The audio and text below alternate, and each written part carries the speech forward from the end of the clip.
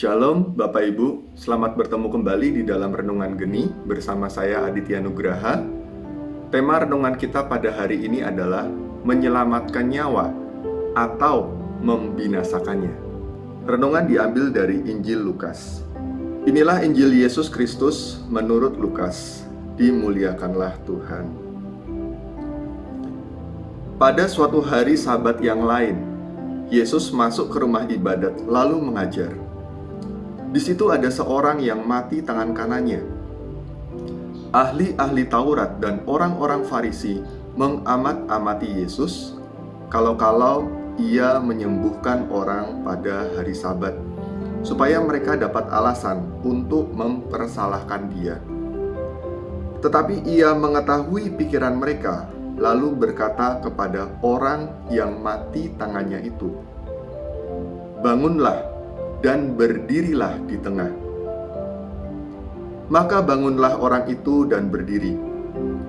Lalu Yesus berkata kepada mereka, "Aku bertanya kepada kamu, manakah yang diperbolehkan pada hari Sabat, berbuat baik atau berbuat jahat, menyelamatkan nyawa orang atau membinasakannya?" Sesudah itu, ia memandang keliling kepada mereka semua, lalu berkata kepada orang sakit itu, "Ulurkanlah tanganmu." Orang itu berbuat demikian, dan sembuhlah tangannya. Maka meluaplah amarah mereka, lalu mereka berunding apakah yang akan mereka lakukan terhadap Yesus. Demikianlah sabda Tuhan. Terpujilah Kristus.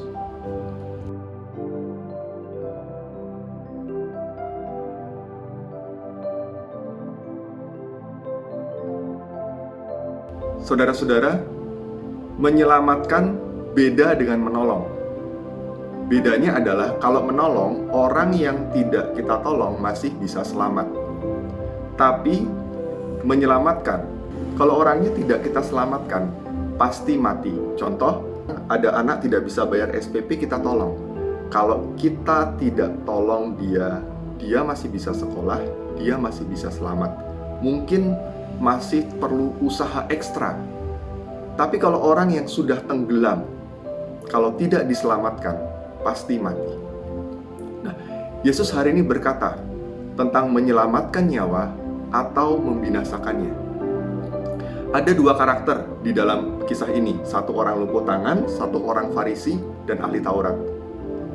Bapak Ibu, di dalam Alkitab terjemahan bahasa Inggris, orang lumpuh ini diterjemahkan sebagai the man with the withered hand. Withered artinya mengecil, menyusut atau keriput karena usia.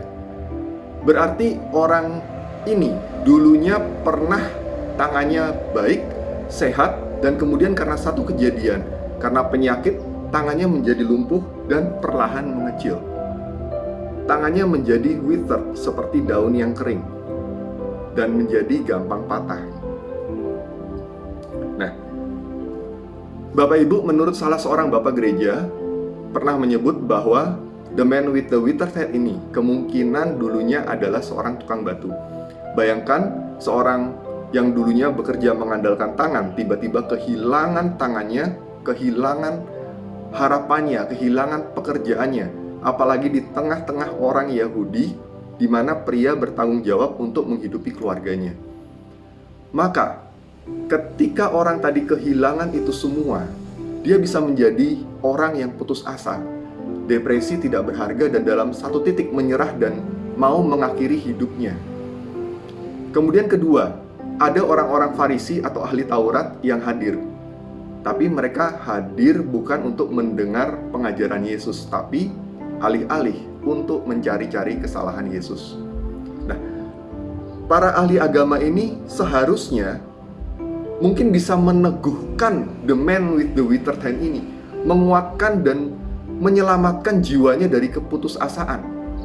Tapi alih-alih melakukan itu, mereka malah menekan dan menindas jiwa the man with the withered hand ini, dan malah mungkin menambah keputusasaan yang sudah ada. Saudara-saudaraku, Bapak Ibu terkasih, ini bisa kita jadikan refleksi. Apakah ada aturan-aturan di dalam diri kita di mana kita memiliki hukum-hukum Taurat kita sendiri yang di dalam pikiran kita yang kita buat, yang malah ternyata bukan alih-alih menyelamatkan orang, tapi malah membinasakan orang-orang yang kita cintai, pasangan kita. Contoh, ketika misalnya seseorang menikah, dia bukan menikah dengan istrinya, tapi menikah dengan bayangan wanita atau pria ideal yang di dalam benaknya. Sehingga secara tidak sadar, dalam perjalanan pernikahannya, dia berusaha menjadikan pasangannya sesuai dengan bayangan yang ada di dalam pikirannya. Sehingga di dalam perjalanannya, dia menuntut, kamu harus bicara begini sama saya. Caranya harus begini kamu bicara. Atau tidak, istri yang ideal itu adalah seperti ini, suami yang ideal itu seperti ini. Dan kita tekan dia menurut menjadi bayangan kita, dan akhirnya merubah jati dirinya, dan secara perlahan-lahan akhirnya mati rohani. Kamu harus begini ya, kalau nanti kamu depan, kerjamu harus begini, kamu harus turuti orang tuamu. Dan akhirnya alih-alih pernikahan yang harusnya menjadi sarana keselamatan, tempat suami istri mengalami kasih sukacita, penyembuhan, keselamatan, menjadi tempat luka batin, depresi, keputusasaan malah timbul. Dan semuanya itu bisa jadi aturan-aturan yang kita buat karena kita sendiri memiliki luka-luka batin di masa lalu kita, ego kita, amarah kita, dendam kita, dan kebencian kita yang akhirnya menjadi hukum-hukum dan aturan yang menghalangi kita sendiri untuk mencintai orang-orang di sekitar kita. Maka pertanyaan refleksi hari ini, mana yang saya pilih? Menyelamatkan atau membinasakan orang-orang yang saya kasihi, yang mungkin saya sakiti juga karena luka-luka saya? Apa perbedaan antara the man with the withered hand dengan orang-orang Farisi dan ahli Taurat? Bapak Ibu, mungkin secara fisik mereka berbeda, tapi secara rohani mungkin tidak. Mereka sama-sama memiliki rohani yang perlahan-lahan menjadi mati, withered. Dengan keputusasaannya dan depresinya, the man with the withered hand menjadi kering rohani dan perlahan mati.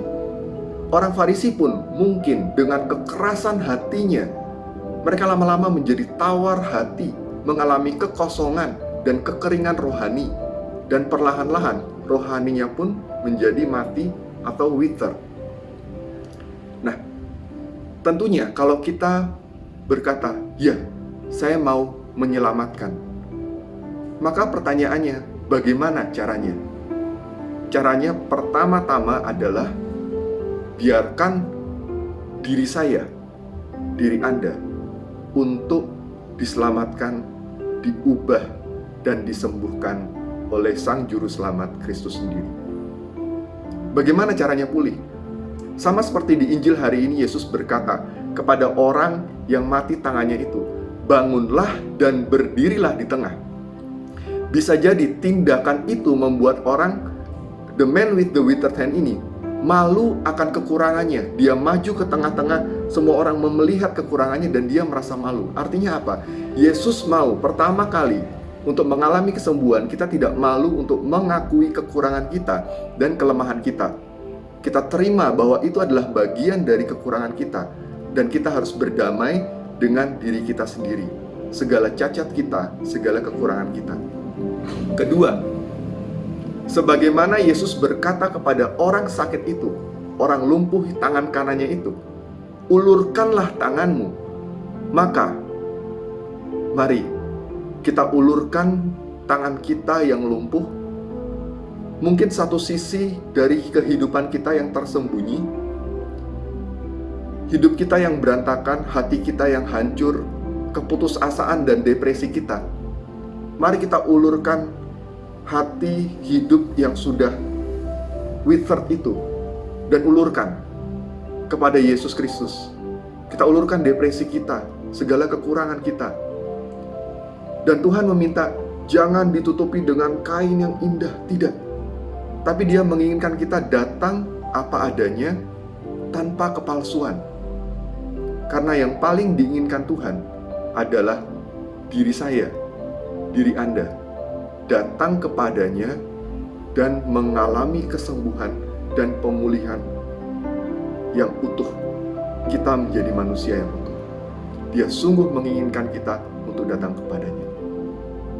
Maka rekan-rekan, Tuhan sudah mengulurkan tangannya kepada kita. Dia meminta kita sekarang menyelamatkan atau membinasakan. Tentu pilihannya sudah jelas, menyelamatkan. Karena itu mari kita sambut uluran tangan Tuhan. Kita ulurkan tangan kita yang dengan segala kelemahan kita tanpa kita tutupi. Dan kita terima bahwa memang itu adalah kekurangan kita sebagai manusia. Dan datanglah kepadanya di dalam misa kudus dan jumpai Dia di dalam hosti suci itu. Maka sebagaimana orang itu berbuat demikian dan sembuhlah tangannya, mari kita dengan pertolongan Roh Kudus berjuang memperbaiki kekurangan-kekurangan diri kita, kelemahan-kelemahan kita. Bukan saja untuk kita, tapi juga untuk orang-orang yang kita kasihi, pasangan kita, anak kita. Dan bersama Roh Kudus, kita dimampukan untuk jadi pribadi yang lebih baik lagi bersama Dia yang sungguh mengasihi kita. Amin. Di dalam nama Bapa dan Putra dan Roh Kudus. Amin. Marilah kita berdoa. Bapa, mampukan kami untuk selalu datang kepadamu, menerima segala kekurangan kami dan mengulurkan tangan kami kepadamu. Mampukan kami untuk berubah menjadi lebih baik lagi setiap hari, dimampukan bersama Roh Kudus-Mu. Demi Kristus Tuhan dan Juru Selamat kami. Amin. Di dalam nama Bapa dan Putra dan Roh Kudus. Amin.